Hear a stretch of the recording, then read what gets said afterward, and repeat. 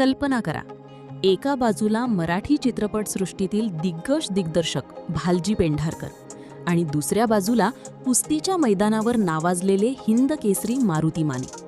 भालजी पेंढारकर यांनी मारुती माने यांना आपल्या चित्रपटात खलनायकाची भूमिका करण्याची ऑफर दिली.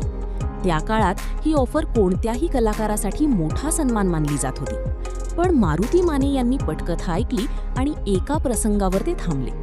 चित्रपटाच्या शेवटी खलनायकाचा मृत्यू होणार होता.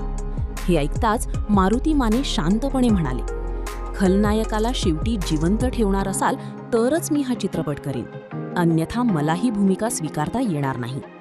क्षणभर वातावरण स्तब्ध झाले. भालजी पेंढारकर यांनाही या उत्तराची अपेक्षा नव्हती, कारण त्यांच्या दृष्टीने तो फक्त चित्रपटातील एक प्रसंग होता. पण मारुती माने यांच्या दृष्टीने तो त्यांच्या स्वाभिमानाचा आणि लोकांच्या मनातील प्रतिमेचा प्रश्न होता. कुस्तीच्या मैदानात हजारो लढती जिंकणाऱ्या या पैलवानाला पडद्यावर पराभूत होणे मान्य नव्हते, कारण लाखो तरुण त्यांना आदर्श मानत होते.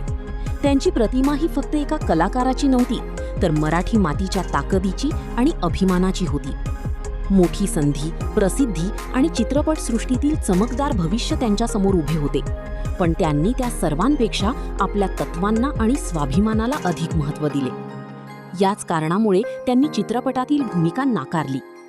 आजही हा प्रसंग आपल्याला शिकवतो की खरा विजेता तोच असतो जो यशासाठी आपल्या मूल्यांशी तडजोड करत नाही.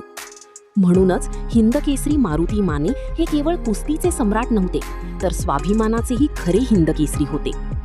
जर तुम्हाला अशा इतिहासातील प्रेरणादायी आणि दुर्मिळ कथा आवडत असतील तर व्हिडिओला लाईक करा, चॅनलला सबस्क्राईब करा आणि ही कथा प्रत्येक मराठी माणसापर्यंत नक्की पोहोचवा.